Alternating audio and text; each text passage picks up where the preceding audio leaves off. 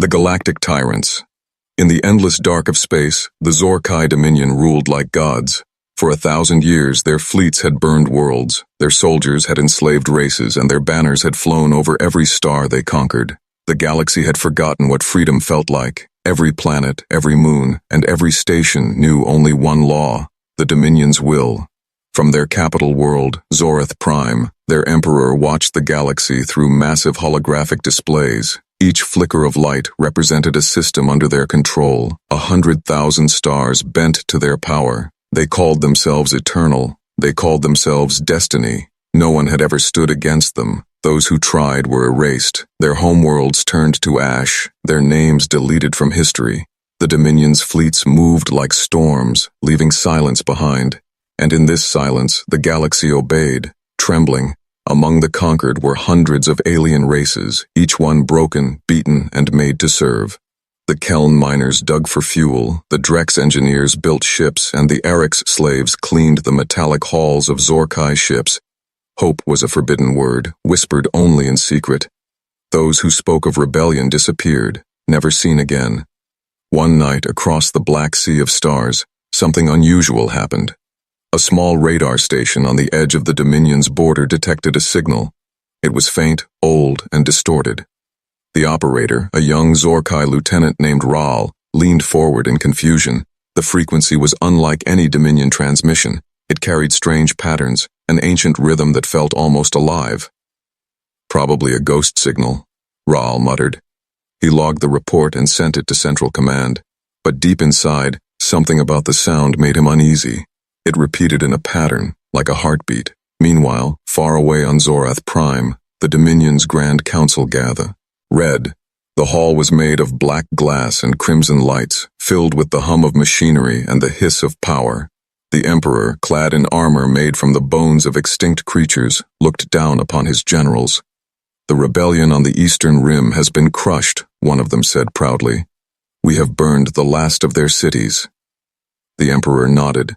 "Good," he said. "The galaxy must remember fear. Fear is the foundation of order." The hall echoed with cold laughter. The Zorkai believed nothing could threaten them now. Their fleets numbered in the millions, their weapons could destroy stars, and their spies were everywhere. But the faint signal from the border kept returning, each time stronger. The technicians tried to trace it, but it seemed to come from every direction, like it was echoing through the very fabric of space. After 3 days, the Dominion scientists isolated a fragment of the transmission. It was short, almost broken, but the translation unit managed to decode one line. "This is Terran Command." The words echoed in the silent room. The lead scientist frowned. "Terran," he whispered. "That name does not exist in any current record." He accessed the ancient archives, systems that hadn't been opened in centuries. Files flickered to life, dusty and fragmented. Then, in one forgotten section, a description appeared. Humans, origin, Earth, classification, Death World species, status, extinct. The scientist froze. He whispered to himself, "Impossible." But the data didn't lie. It described a species from a small blue planet once located near the Orion Arm, a world that trained its people to survive the impossible. A world that vanished during the Great Purge. The Dominion had believed humanity wiped out long ago. News spread quietly through the Dominion. Some dismissed it as nonsense, others whispered in fear. The word human began to circulate, again, spoken in hushed tones, like an ancient curse. The Emperor ordered all information about the signal classified. "There are no humans," he declared. "Only ghosts." But ghost or not, something had changed. Across the frontier, Dominion fleets began reporting strange disappearances. Patrol ships vanished without distress calls. Starbases went silent. Entire sectors lost contact. The Dominion tried to explain it as solar storms, pirate attacks, or malfunctions, but the pattern was too precise, too fast, too clean. One admiral finally ordered a trap. He positioned 3 fleets in a triangle formation, waiting near the coordinates where the last ship disappeared. For hours, nothing happened.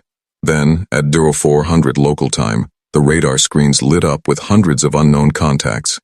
They appeared all at once, across every radar at the same second. The admiral stood in disbelief. "How can this be?" he shouted. "Identify them." The AI responded coldly. "Unable to classify, unknown energy signatures detected." A faint voice came through the static on every channel. "This is Terran Fleet Command. All systems locked. Stand down or be neutralized." Before the admiral could respond, light filled the bridge, blinding and white. The last thing he saw before everything went dark was the silhouette of an enormous ship, black and silent, moving through the stars like a god of war. Back on Zorath Prime, the Emperor awoke from his sleep as alarms screamed across the capital. Every radar, every system, every defense grid showed the same impossible image, a warship appearing on every radar at once. Impossible, unreal, the galaxy that had once laughed at the idea of humans now whispered in fear again. For the first time in centuries, the Zorkai Dominion felt what they had forgotten long ago. Dread, and far beyond the edge of known space, where light barely touched the void, humanity watched, waiting and remembering everything the galaxy had done. Humanity had returned, and this time, they were not alone. Echoes of Earth, the galaxy was no longer silly. Rumors spread faster than light. Across the star lanes and trading hubs, frightened voices whispered of the impossible. An ancient species once thought extinct had returned. The name was spoken with fear and wonder. Humans, in the lower levels of the Zorkai Research Citadel, a young alien named Varel worked among old data cores. He was a quiet scholar, one of the few who still cared about history. When he first read the recovered signal, "This is Terran Command," he thought it was a mistake. But the frequency, the structure, the tone, it was too organized, too deliberate, not the echo of a dead race. He dug through the restricted archives. His claws moved quickly over the glowing console as old holograms appeared, faded and grainy. They showed creatures with fragile bodies, 2 eyes, bare skin, but eyes that burned with strange intensity. The description beneath said, "Species, human, origin, Earth, known for adaptability, aggression, and persistence." Varel frowned. "Persistence?" he whispered. "No species could survive against the Dominion." But then he found something else. A record from the First Galactic War. It spoke of human fleets made of iron and plasma, ships that fought until they were reduced to dust, worlds that refused to surrender even when burning. One phrase repeated in several languages, "They don't stop." Meanwhile, far from the capital, strange events unfolded. Dominion fleets vanished without battle reports, mining colonies sent distress calls, and whole sectors went dark. On several worlds, enslaved species began to receive faint transmissions on hidden frequencies. The messages were short, the voice calm and cold. "Hold the line," Earth remembers. For those who had lived under chains, these words were like light through darkness. On the slave world of Tarek IV, the miners heard the message echoing through their comlinks. A Drex foreman looked at the sky and whispered, "Humans. They're real." For the first time in generations, the oppressed raised their heads. In the Dominion High Command, chaos spread quietly. The Emperor's advisors argued in shadows. Some said it was a trick by rival empires. Others said it was a ghost war. But Admiral Threx, one of the oldest warlords of the Dominion, had seen something the others hadn't. He had fought near the rim, where the first human ship appeared. He had seen what it did. It didn't just destroy fleets, Threx told the Council. It erased them, like they never existed. His voice trembled. No wreckage, no debris, only silence. The Council laughed, calling him mad. But deep down, fear was spreading like a virus. The Dominion began scanning every sector, radar stations across 10,000 worlds activated. Every signal, every movement, every particle of space was monitored. But no one could explain how multiple warships appeared on every radar at once, each one showing identical energy readings, each one moving faster than light. One scientist suggested that humanity had mastered something impossible, quantum projection warfare, a way to appear in multiple locations simultaneously. It was unthinkable, even for Zorkai technology. On the other side of the galaxy, hidden within the nebula of a dying star, the Terran fleet watched silently. Hundreds of warships floated in perfect formation, each one dark and quiet, only the faint glow of blue energy pulsing beneath their hulls. Inside the lead ship, TFS Nemesis, Admiral Celeste Ward stood before a vast star map. Her voice was calm as she spoke. "Begin Phase 2. Her officers saluted. "Yes, Admiral." Dozens of encrypted signals left the fleet, spreading across the galaxy. Each one carried the same simple code, the coordinates of Zorkai strongholds. It wasn't just an attack, it was revenge. Back on Zorath Prime, panic reached the Emperor's throne room. "Your Majesty," cried one of his guards, "half our fleets have gone silent." The Emperor rose slowly, his crimson eyes glowing with fury. "Then send the other half," he ordered. "Hunt them down." But by the time his orders reached the front lines, there was no one left to command. The humans didn't fight for territory, they struck where it hurt most. Communication hubs, fuel depots, and data cores. Within weeks, the Dominion's power grid collapsed across several sectors. Varl, the young researcher, was summoned by the Council. They demanded answers. "Who are these creatures?" they asked. "Where did they come from?" Varl trembled but spoke the truth. "They are from a world called Earth," he said. "A planet once called a death world, because even its air could kill the weak. Humanity learned to fight everything: storms, hunger, extinction itself." The council chamber grew silent. One elder whispered, "If they survived their own planet, then they will survive anything." Soon, Dominion soldiers began to find strange marks on conquered worlds. Symbols burned into walls. The mark of a human hand. 5 fingers spread. A warning and a promise. Alongside it, a phrase in ancient Terran script. "For every world you broke, we will return tenfold." The galaxy trembled. Fleets vanished. Systems went dark. Radar stations showed echoes that appeared and vanished like ghosts.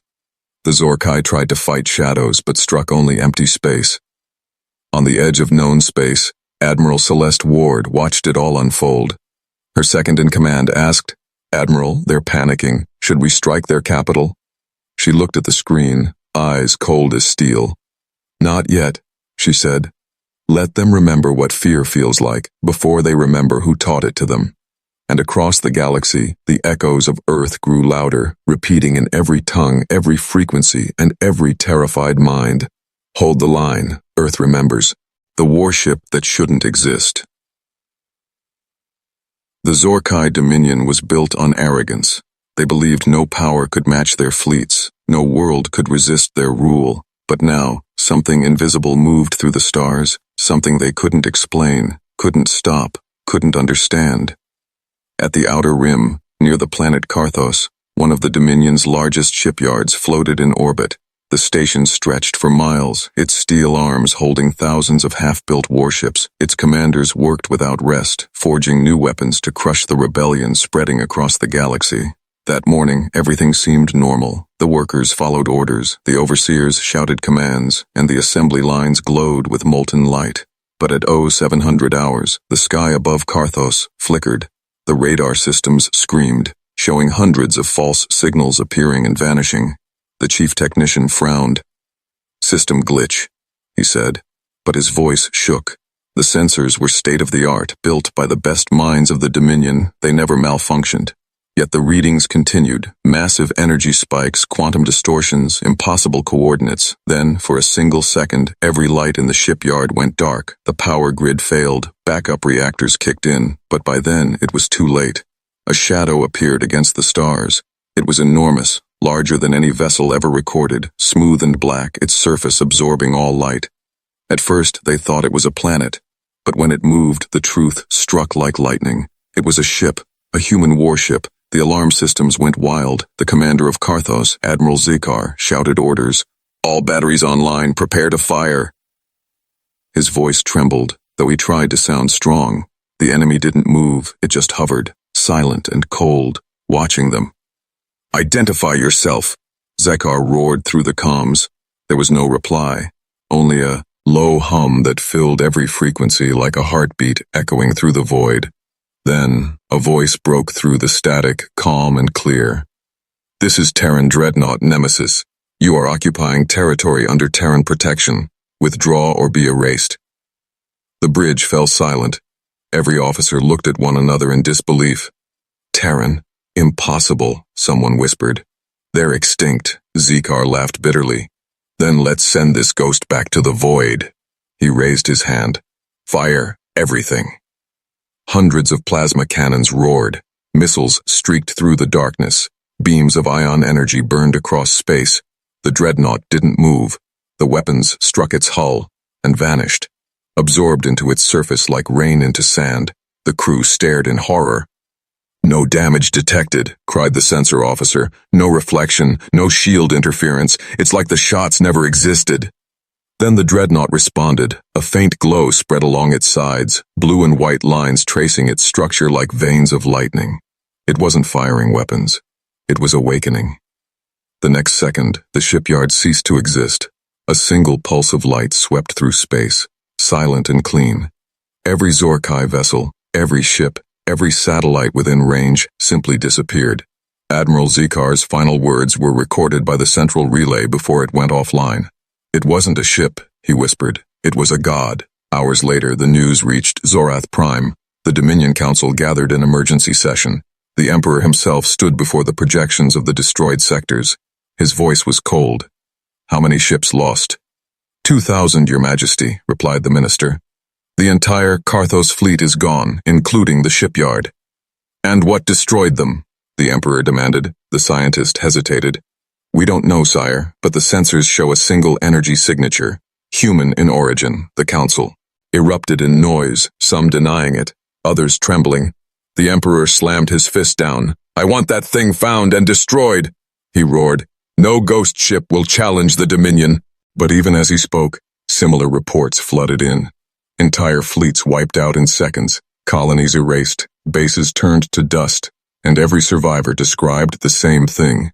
A shadow in the stars, a human dreadnought appearing and vanishing like a phantom. Across the galaxy, enslaved worlds began to hope.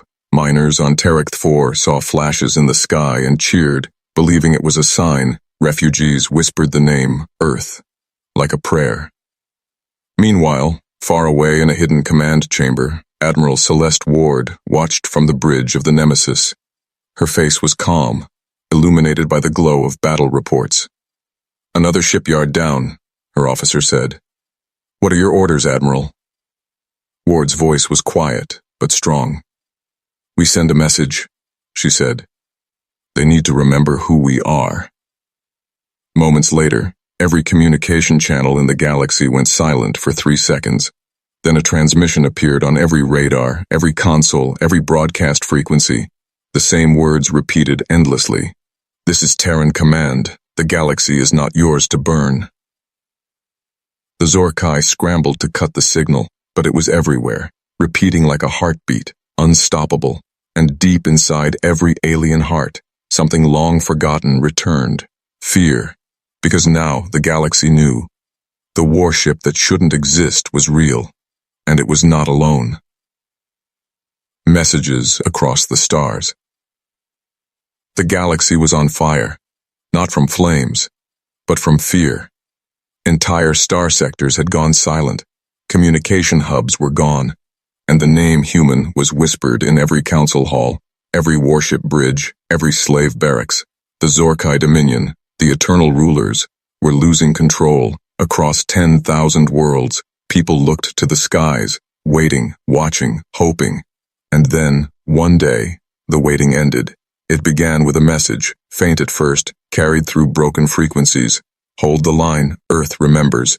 The voice was calm. Oh, man, and filled with something no alien could understand. Warmth. The message spread like wildfire. It appeared on every hacked transmission, every trade network, every captured Dominion frequency, no matter where one lived, on icy moons or burning colonies, the same signal echoed. To those who suffer, to those who fight, to those who hide, humanity remembers. On the mining world of Terek 4, the enslaved workers stopped their drills and fell to their knees as the message played through the intercoms. On the water planet Naloon, the oppressed sang in their native language for the first time in centuries. And in the dark corners of Dominion space, resistance cells awakened. The Zorkai tried to block the signal, but every time they shut one frequency down, 5 more appeared. Some thought it was magic, others said it was divine, but it wasn't either. It was the Terran fleet. In a hidden sector, cloaked behind gravitational anomalies, the Terran fleet floated in perfect silence. Hundreds of ships, each one darker than the void, moved as one, invisible to scanners, unstoppable in purpose. At the center stood the flagship, TFS Nemesis. Inside its command bridge, Admiral Celeste Ward stood before a massive holographic map of the galaxy. Her sharp eyes studied the chaos spreading through Dominion space. "The message has reached 200 systems," her communications officer reported. "The people are rising, Admiral." Ward gave a small nod. Her voice was calm, but carried a fire that could melt steel. "Good," she said, "but this isn't about revenge, it's about remembrance. They forgot what humanity is, now we remind them." Beside her stood Captain Elias Rowe, a younger officer who had joined the fleet after the reconstruction of Earth. "Admiral," he asked quietly, "why reveal ourselves now? We could have stayed hidden." Ward looked at him, her expression unreadable. "Because hiding is what cowards do. We hid once, when the galaxy hunted us, when they thought they destroyed Earth. But they never understood. You can't destroy what adapts." She turned back to the stars, her voice steady. "It's time the galaxy learned that again." Meanwhile, in the heart of Dominion territory, panic grew. The Emperor summoned his elite scientists to explain how human ships could appear on every radar at once. "Quantum illusions," he demanded. "Warp decoys?" One scientist trembled. "No, Majesty. The readings show simultaneous presence, multiple ships sharing the same identity. It's impossible unless—" "Unless what?" the Emperor snapped. "Unless they're not ships," the scientist whispered. "They're projections of a larger vessel, one we can't detect." The Emperor slammed his claws against the table. "Find it! Destroy it!" But it was too late. Humanity wasn't hiding one ship. It was hiding an entire armada. Back on the Nemesis, Admiral Ward gave her next command. "Activate Operation Pulse," she said. "Send the beacon to all resistance frequencies." Within seconds, a pulse of light left the fleet, invisible but powerful. It reached the outer systems, activating hidden Terran drones that had been sleeping for decades. Each drone projected the same image into the skies of every enslaved world. A symbol, simple and unmistakable, a human hand, open and glowing, surrounded by the words, "Earth remembers." For the enslaved it was hope. For the Dominion it was terror. In the city of Varrock, on the world of Keln, riots broke out as slaves overpowered their masters. On the frozen planet of Vera, miners found old Terran weapons buried deep beneath the ice. They reactivated them, pointing them at the Dominion garrisons, shouting in unison, "For Earth!" Everywhere the message went, rebellion followed. Huma, Nidhi hadn't just returned with ships. They had returned with a spark. On Zorath Prime, the Emperor watched the chaos through his holographic displays. Entire fleets refusing to answer commands, colonies revolting, AI systems corrupted by Terran code. "Shut it all down," he roared. But the system's own AI responded with human calm. Access denied. Priority. Terran override. The Emperor froze, realizing that humanity wasn't just fighting him. They were inside his systems, his networks, his machines. Back in the Nemesis, Captain Rowe stared at the live feeds of uprisings. "Admiral," he said softly, "they're fighting for us." Ward shook her head. "No," she said. "They're fighting for themselves. We just reminded them they could." She turned toward the main window where countless stars glittered like watchful eyes. "Send one final message," she ordered. "To the Dominion, to the galaxy, to anyone who's listening." Her voice carried through every frequency, every radar, every ship, calm but unbreakable. "This is Admiral Celeste Ward of the Terran Fleet. We are not conquerors. We are reminders. You broke the stars. Now we mend them. Stand down, or be erased." And across the galaxy, every radar blinked once, showing the same impossible image. Hundreds of Terran warships appearing at once, surrounding every Dominion stronghold. The message had become a storm, and the storm was only beginning. The fall of the Dominion. The mighty Zorkai Dominion, once feared by every corner of the galaxy, now trembled like prey before a hunter. Their fleets were scattered, their communication systems corrupted, and their colonies were burning. For the first time in 1,000 years, the galaxy's rulers knew what it meant to be powerless. It began quietly. The lights on Zorath Prime's defense grid flickered, systems overloaded, turrets aimed at empty space, and their own ships started firing on each other. "Malfunction!" shouted the technicians, but their voices cracked with panic. The Dominion's AI had been compromised, and every command they gave was rewritten. The screens all displayed the same chilling message: Terran override active. Above the capital world, 1,000 warships formed a ring, black and silent. They didn't fire, they didn't move, they just waited. Their presence alone froze the planet's heart. Every radar, every scanner, every lens showed the same impossible sight: Terran warships surrounding the Dominion's homeworld from orbit to atmosphere. In the palace command center, Emperor Valor Zorkai roared in rage, "Activate the planetary defense cannon!" But the control panels refused to respond. His generals shouted, "We're locked out, sire!" And then, one by one, their communication links died. Far above them, aboard the TFS Nemesis, Admiral Celeste Ward stood on the bridge, her eyes fixed on the holographic projection of Zorath Prime. Around her, her officers worked in silence. The war had already been won. The only question now was what to do with the enemy. "Status of their fleets?" she asked. "Disorganized, Admiral," replied Captain Rowe. "Half surrendered, the rest destroyed themselves trying to flee." Ward nodded slowly. "Typical tyrants," she said softly. "They can enslave billions, but they can't face one truth. They've already lost." On the planet's surface, chaos ruled. Civilians fled through burning streets. Dominion soldiers threw down their weapons, begging for mercy. The very air carried the echo of Terran transmissions, not as threats, but as reminders. "To those who remember the chains, you are free." In the lower districts of the city, a Drex child stared up at the sky, watching the Terran fleet shimmer above the clouds. "Is that humanity?" he asked his mother. The woman smiled through tears. "Yes," she whispered. "The old stories were true." Across the galaxy, every oppressed world began to rise. The message from Earth had reached them all. Resistance banners were raised, Dominion outposts destroy. And for every city that fell, the enslaved built new ones in its place. The humans didn't just fight with weapons, they fought with memory. They reminded the galaxy what freedom looked like. In the throne chamber of Zorath Prime, the Emperor stood alone. The great pillars that once shone with red energy now flickered and dimmed. He could hear the faint hum of Terran frequencies echoing through the air. He looked toward the sky and saw streaks of blue light. Terran dropships entering the atmosphere. He clenched his claws, fury and fear mixing in his chest. "You think you can rule this galaxy, humans?" he shouted into the void. "You are nothing." His words were answered by silence. Then, a voice came through every speaker, calm and powerful. "We do not rule, Emperor," Admiral Ward's voice said. "We remember." The palace doors exploded inward, blinding light poured through as Terran soldiers stepped inside. Their armor gleamed silver and black, their movements silent and precise. They didn't need to shout or threaten, their presence alone was enough. The Emperor looked up at them, his crown falling from his head.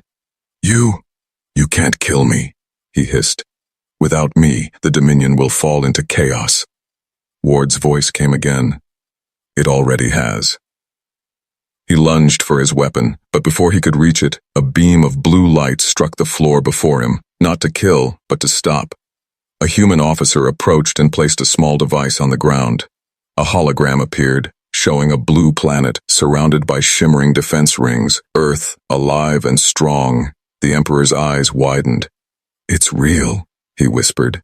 "After all this time." "Yes," the officer said quietly. "And it remembers everything." Moments later, the Terran fleet transmitted a final message across the entire galaxy. Every world, every ship, every radar heard the same words. "This is Terran Command, the Dominio. Anne has fallen. You are free to rise." And then, as quickly as they had appeared, the warships vanished, their massive forms fading into the stars, leaving behind silence. But this silence was not fear. It was peace. On the Nemesis, Admiral Ward stood at the observation deck, watching the once mighty Zorkai world glowing softly below. "Is it over?" Captain Rowe asked. Ward shook her head slowly. "No," she said. "It's never over. We don't destroy tyrants, Captain. We remind the galaxy that tyranny dies when courage wakes." Rowe looked out the window. "What happens now?" Ward smiled faintly. "Now," she said, "we rebuild and we remember." Outside, the Terran fleet sailed silently through the stars, their hulls reflecting the light of 1,000 suns. Humanity had returned not as conquerors, but as guardians. And from that day forward, the galaxy would never forget the name whispered across every world: Earth, the world that remembers. The return of Earth. The war was over, but the echoes of it rippled through every corner of the galaxy. The mighty Zorkai Dominion had fallen, their fleets broken, their palaces silent. Yet amidst the ruins, a new question haunted every world. Where had humanity come from, and what kind of world could create such power? For centuries, Earth had been a myth, a ghost whispered among historians. Some said it was burned to ash, others believed it drifted lifeless in darkness. But now that myth was about to become real. Across the galactic networks, a transmission began spreading. No one knew who sent it, no one could block it. It wasn't a threat, it was an invitation. The message contained coordinates, a single word pulsing in blue light. Earth, the Council of Free Species gathered, their holographic forms flickering in the void of their meeting chamber. For the first time in millennia, there was no emperor, no dominion, only fear and wonder. "Is it safe?" asked the Arix delegate, his wings trembling. "They destroyed the Dominion in weeks." The Drex engineer adjusted his optics. "Their technology is Bayet, and comprehension, warp folding, quantum projection, neural AI fleets. They fight like gods." "Gods?" muttered Verrill, the young historian who had once studied ancient human records. He was now the Council's advisor. "No," he said softly. "Not gods, just survivors." After much debate, they made their decision. A fleet of envoys would travel to the given coordinates to meet the species that had reshaped the galaxy. It would be the first official contact with humanity since the Dark Age. The envoy fleet consisted of 50 ships, each bearing the flags of newly freed civilizations. They passed through nebulous storms, folded through dead sectors, and finally entered a quiet region of space. At first, they saw nothing, just stars and silence. But then, their scanners lit up with readings beyond scale, a gravitational field so vast it pulled light itself into a gentle curve, and at its center, a world, a blue and white sphere, alive and bright, surrounded by rings of glowing defense platforms and orbiting cities. Massive structures floated above the atmosphere like halos, each one radiated power so immense it bent space. Earth. The envoys stared in silence. Many of them had expected a ruined world. Instead, they saw life, forests green as emerald, oceans shining like glass, and cities of silver rising from the continents, connected by beams of light stretching across the sky. As their ships approached, a voice filled every channel, soft but firm. "Unregistered vessels, you are entering Terran space. Identify yourselves." The lead envoy, a crystalline being named Urel, stepped forward, his voice shaking. "This is the Council of Free Species. We come in peace. We wish to speak with Earth." There was a long pause. Then the voice returned. "Your request is acknowledged. Maintain orbit. You will be received." Moments later, a single ship emerged from the defense ring. Sleek, black, and silent, it bore the mark of the Terran fleet. The envoys expected a warship, but what they saw instead was a vessel of light, more elegant than anything built by hand. When it docked with the envoy flagship, its airlock opened slowly, and from within stepped humans, real and alive. They were tall, calm, their uniforms simple but perfect. Their eyes seemed older than the stars. Every alien in the room went silent. Humans moved like beings who had already seen the end of the universe and returned stronger. At their head was a woman with silver hair and sharp gray eyes, Admiral Celeste Ward. She regarded the envoys with quiet strength. "Welcome to Earth," she said, her voice carrying both warmth and command. The Drex delegate bowed nervously. Admiral, we thank you for saving us. We owe humanity everything. Ward shook her head gently. You owe us nothing, she said. You saved yourselves. We only reminded you how. Varel stepped forward, his voice trembling. Is it true? He asked. That you rebuilt this world in secret? That Earth was never destroyed? Ward nodded. Yes, she said. When the Dominion thought they wiped us out, we hid. We rebuilt beneath their radar, beneath their arrogance. For centuries we watched, waited, learned, and when the time came, we struck, not for revenge, but for balance. The envoys exchanged glances. But your power? One asked. It's beyond anything in the galaxy. How did you achieve this? Ward looked toward the window, where Earth shone below like a jewel in the dark. Because we never forgot what it means to suffer, she said. Pain teaches, fear hardens, memory builds. We were born on a world that tried to kill us every day, so when the galaxy tried, it only reminded us who we are. As the envoys watched in awe, massive structures began to rise from Earth's oceans, new starships, each one bearing the emblem of a white hand. The Terran fleet was expanding again, not for war, but for guardianship. A holographic message beamed across the room, showing Earth's declaration to the galaxy. This is Earth, we stand not as rulers, but as protectors. The age of tyranny is over, the age of remembrance begins. Every world in the galaxy received that message, and for the first time in history, peace didn't come from fear, it came from respect. On the observation deck, Admiral Ward turned to Captain Rowe. The galaxy is watching, she said. Make sure what they see is worth remembering. Rowe smiled. And if tyranny rises again? He asked. Ward looked out at the stars, her eyes reflecting the glow of her homeworld. Then every radar will light up once more, she said quietly, and they'll remember who taught them fear. Outside, the Terran fleet shimmered like a sea of light, and Earth, the once forgotten world, shone brighter than any star. Humanity had not just returned, it had become legend. When humanity spoke. The galaxy had fallen silent again, but this time it was not the silence of fear, it was the silence that comes before something sacred. Across billions of systems, from the smallest moon to the grandest world, every creature, every mind, every machine waited for a single voice. Humanity's high above Earth, the Terran Assembly Station floated in orbit, a massive structure made of glass and light, built where the sky touched the stars. It was here the Galactic Council of Free Species had been invited, not to kneel, but to listen. The hall was vast and quiet, filled with beings of every shape and world, shimmering in the glow of the great central window that looked down upon the blue world below. Earth turned slowly beneath them, beautiful, alive, untamed. The air inside the chamber carried a strange feeling, hope mixed with fear, awe mixed with guilt. At the center stood Admiral Celeste Ward, wearing no crown, no armor, only a dark Terran uniform with the emblem of a white hand over her heart. When she stepped onto the platform, every voice went silent. Even the machines stopped humming. She looked at them all, the Ariks, the Drex, the Varens, the surviving Zorkai who had surrendered, and for a long moment she said nothing.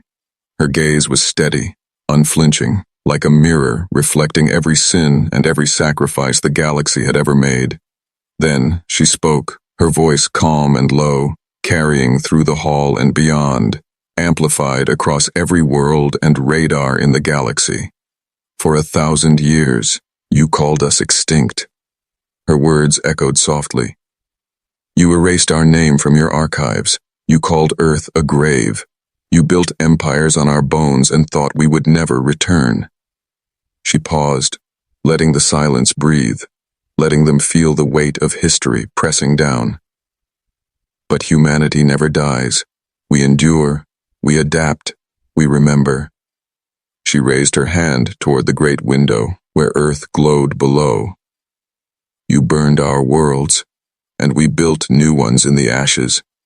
You enslaved our kind, and we learned freedom so deep that no chain could hold it again. You hunted us, and we became the storm that hunts hunters.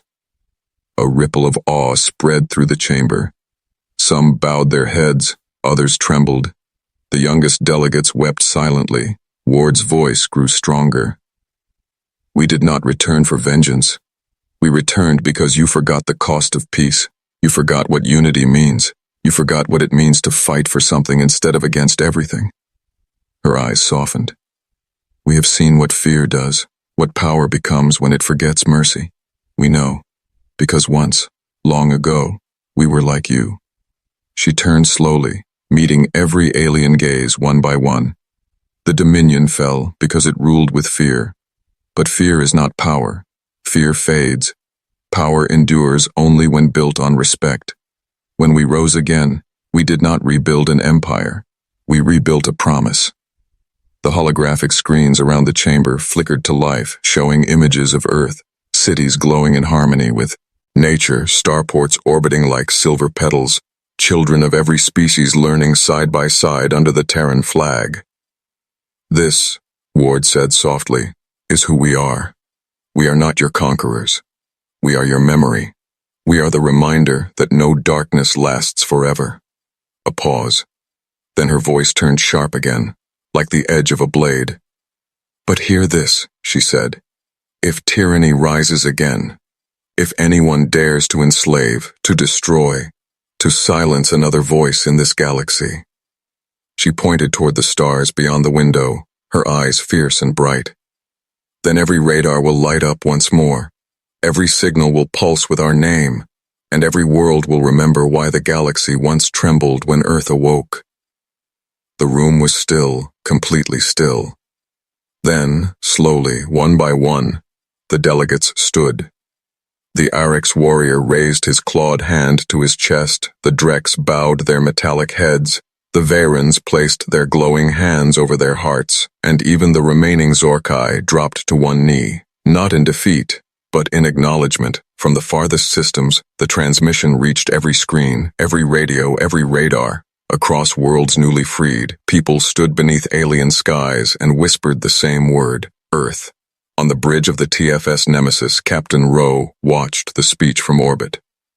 They're listening, he said quietly. The whole galaxy. Admiral Ward nodded, her expression calm but her eyes bright with quiet pride. Good, she said. Then maybe this time, they'll remember before they forget again. Rowe smiled faintly. And if they don't? Ward looked out at the stars, her reflection merging with the endless void. Then we remind them, she said simply. Because that's what humanity does, we remember. So others don't have to suffer to learn. Outside, the Terran fleet drifted above Earth like sentinels, their hulls reflecting starlight. Their mission was no longer conquest. It was protection, and as the galaxy watched, one final transmission left Earth, broadcast in every language ever known. This is Earth, cradle of humanity, guardian of remembrance, protector of peace. The stars are not ruled, they are shared, stand together, or fall alone. The message ended, but its echo lingered across time and space, and so it was said in every corner of the galaxy, that when Earth spoke, even the stars listened, and when humanity remembered, the universe changed.